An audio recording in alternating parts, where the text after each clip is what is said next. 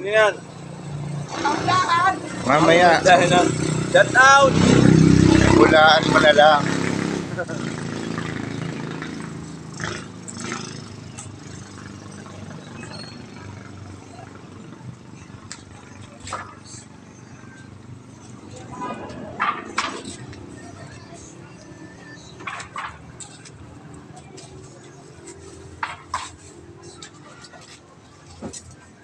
Ilalagay mo pa yung isa, James.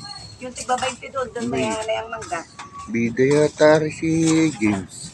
Doon may hanay ang mangga. Bakit ito laging kuhang-kuhalin?